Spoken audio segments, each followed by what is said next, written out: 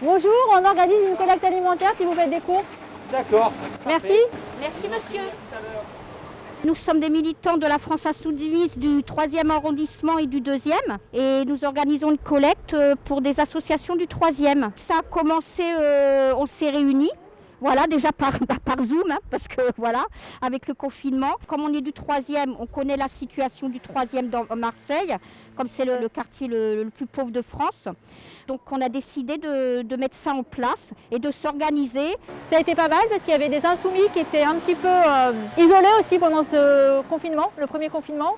Et d'un point de vue politique aussi. Ça nous a permis de refaire des actions, juste une simple action, de repartir sur des actions où les militants en avaient besoin.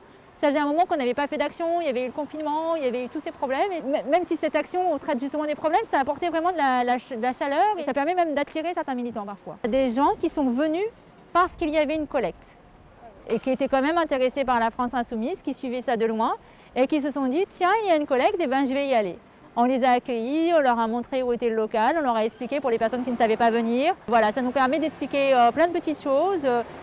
De manière assez simple et sans prise de tête. Et en fait, on sert plutôt d'intermédiaire, c'est-à-dire qu'on collecte en bas du local de Marseille, donc. Et donc, on stocke. Et c'est les associations avec qui on travaille qui viennent récupérer elles-mêmes les dons qu'elles redistribueront à la suite aux personnes dont elles s'occupent. Et il y a aussi une partie des dons qui ira à la plateforme McDo.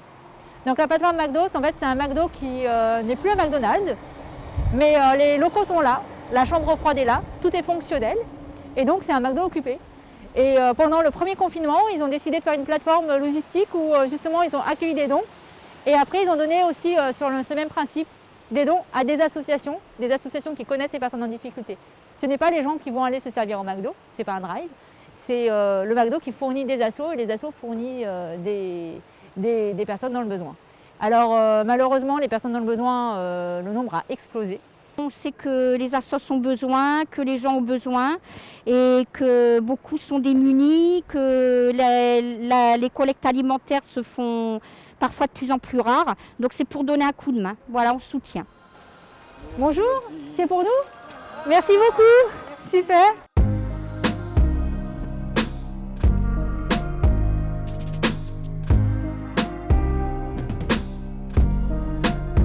C'est beaucoup de travail, hein.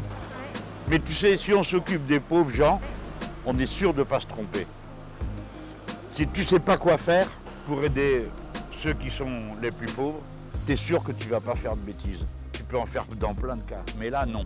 Donc jamais laisser tomber les autres. Alors en fait, on est au local de la France Insoumise de Marseille. Et là, on vient juste de ramener la collecte réalisée ce soir.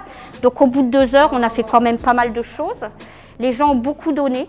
Et on a été surpris parce qu'on a eu aussi des dons de qualité. Donc là, on a ramené au local parce que tous les samedis, les associations avec lesquelles on travaille dans le 3e viennent récupérer les dons qui sont destinés au public dont ils s'occupent. Comme c'est bientôt les fêtes et pour donner un petit peu de joie, quoi, dans tout ça, j'avais proposé aux copains de réaliser des pochettes surprises comme quand on était gosse.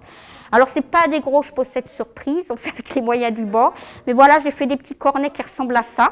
Et dedans, j'ai mis des friandises pour les enfants. Voilà, alors il y a une dizaine de bonbons à l'intérieur, de toutes sortes. Et l'idée, c'était d'en distribuer, comme les assos connaissent les familles, d'en donner un par enfant par famille. Pour l'instant, je suis seule à les réaliser, donc c'est limité. J'arrive à en faire une 40aine dans la semaine. Mais c'est vrai que j'y passe pas tout mon temps non plus. Donc j'en fais tant que je peux et dans les limites de mes moyens, quoi, voilà. Et on a aussi une chose qui est très bien à la permanence de Jean-Luc Mélenchon, on a les écrivains insoumis. Comme on a un député, et puis à Marseille ça se passe comme ça, les gens viennent souvent nous voir et nous demandent est-ce que Jean-Luc Mélenchon peut me donner un travail? Est-ce que Jean-Luc Mélenchon peut me donner un appartement? Bon, on explique que non, on n'a pas d'appart, on n'a pas de travail. Par contre, on peut les aider dans leur démarche. Donc il y a ce qu'on appelle des écrivains insoumis, ce sont des militants en France Insoumise, et donc qui aident à faire les démarches, qui aident à remplir les papiers, qui aident à voir si les personnes ont pu bénéficier de tous leurs droits, qui aident à ces démarches, en fait, à obtenir ce qu'ils devraient obtenir d'un point de vue légal. On le sait souvent, hein, que par exemple, on parle du RSA, on parle de la fraude à la CAF.